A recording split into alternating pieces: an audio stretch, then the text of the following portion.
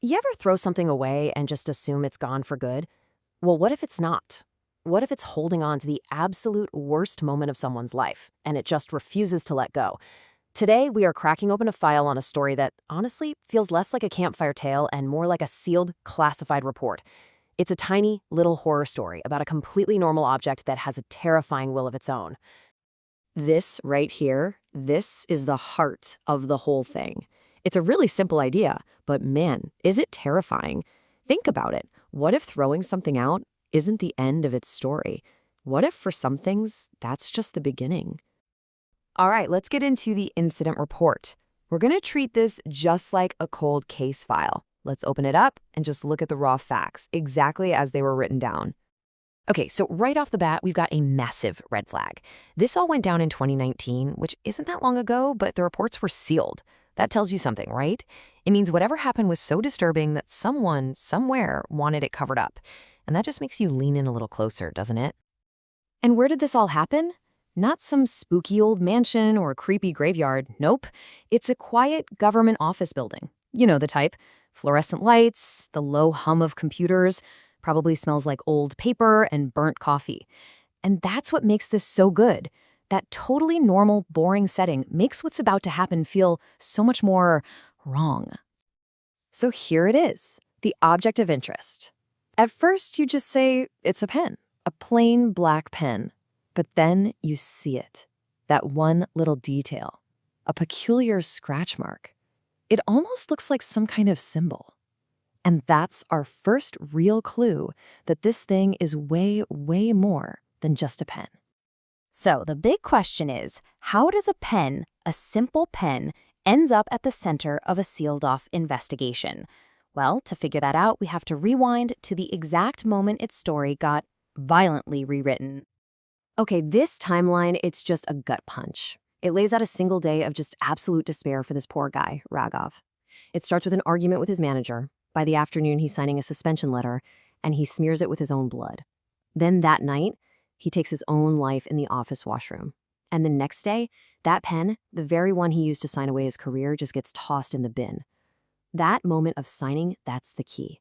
The pen soaked up all of that agony, that rage, that hopelessness, and it was even physically marked by his blood. It became a container for all that trauma, and then someone just threw it away. So the contagion starts to spread. The pen might be in the bin, but as we're about to find out, it's not done. Not by a long shot. That dark energy starts to leak out, and it's about to find its first new victim. And here she is, a junior employee named Anita. She's just having a normal day, needs a pen, and what does she see? One that looks perfectly fine, just sitting there in the bin. So she grabs it. I mean, who wouldn't? It's such a simple, innocent thing to do. But it's going to have some absolutely terrifying consequences. And this is where things get really freaky. This is the first big sign that the pen isn't just bad luck. It has an intelligence to it, a nasty one. Her handwriting suddenly gets all harsh and sharp, and she scrawls these words, sign it, end it. It's not just a bad vibe. The pen is literally forcing its own trauma onto her. Can you even imagine the pure terror of watching your own hand write something like that in a style that's yours, but also completely alien? And yeah, it wasn't just Anita. A pattern starts to show up and fast. Anyone who uses this pen starts getting aggressive and anxious. They can't sleep, they start hearing whispers. But here's the weirdest part, the part that makes no sense. No matter who takes it or where they put it, on their desk, in a drawer, the next day, it's always back. Right back in that same bin. It's like it has a home and it wants to be there. So things start to escalate. What started as just weird feelings and strange behavior, it gets worse. It becomes something you just can't ignore anymore. The whole thing gets bolder. And finally, someone starts to put the pieces together. During the night shift, when the office is totally empty, a security guard hears something, a faint whisper. This is where it goes from just being creepy in your head to being physically real. The report says the bin itself starts shaking. The pen just rolls out on its own, like an invisible hand pushed it. It's not a passive object anymore. It is actively haunting this place. And what does the whisper say? Sign, like I did. And that's, oh man, that's chilling, because now it has a motive. It's not just causing random chaos. It's trying to make it happen again. It's trying to get someone to repeat Roghov's last desperate act. So what we're talking about here is a classic cursed object. The idea is that an item can absorb the intense emotion from some traumatic event. The pen has basically become a sponge, just soaked in all the pain from its last user. And I think stories like this get under our skin because they play on a really deep fear. The idea that the normal, everyday things around us could turn on us. That a little piece of our worst moments could get left behind on something, like a psychic fingerprint, just waiting for the next person to come along and touch it. And this is the moment it all clicks. There's a security officer who's digging through old files, and he finds it. Roghov's suspension letter. He sees the signature, the one smeared with blood, and he just freezes. He realizes it's the exact same harsh, spiky handwriting that's been popping up all over the office. Boom! The source of the curse is confirmed. Okay, so now they know what it is. But that leads to an even bigger problem. How do you stop it? They know the pen is the source, so naturally the first thought is a simple one. Get rid of it. Destroy it. But this is where it just goes completely off the rails because it breaks all the rules of reality. First, they try to burn the pen. The fire just goes out, mysteriously. Okay, plan B. They physically snap the pen in half. It breaks. You'd think that's the end of it, right? But no. The next morning, they check the bin, and there it is. The pen is back, perfectly whole. That's the moment they realize this isn't just a cursed object.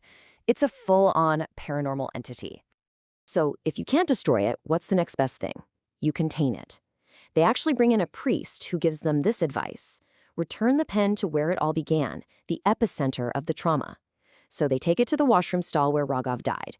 They put it inside, and the door just slams shut, all by itself. The hope is, to lock the ghost and the memory in there together. And for a little while, it seems like it actually worked. The office goes back to normal. No more whispers, the pen is gone. It feels like they've won. But this story does not have a happy ending. So for a bit, everything's quiet. Life in the office is normal again. The pen is gone. So, is the cycle finally broken? It really feels like it, doesn't it? Like the threat is gone, the ghost is at peace. But that silence, it's a lie. The real punchline of this whole thing is still coming. And here it is, the knockout blow. A brand new employee, someone who has no idea what happened, opens his bag. And what's inside? That same familiar black pen, with that same weird, symbol-like scratch. The curse was never contained. It didn't just get out of the washroom, it got out of the building. And that's the real gut punch of this story. Some things don't haunt places. They haunt people. The office was never the point. The bin wasn't its home. The pen latches onto people, and it just passes from one to the next to the next. This isn't really a ghost story, you guys. It's a story about a virus, a contagion, and a curse that can travel the world hidden inside someone's bag is so much scarier than a ghost that's stuck in one room. So what was the official explanation for all this? Oh, it was just stress-related behavior. It was all in their heads. And maybe that's the scariest part of this whole report. The truly terrifying stuff is just dismissed, explained away with something mundane. And that leaves the curse totally free to keep moving, completely under the radar. It really makes you wonder, doesn't it? What other horrors are out there that we've all just collectively agreed to ignore?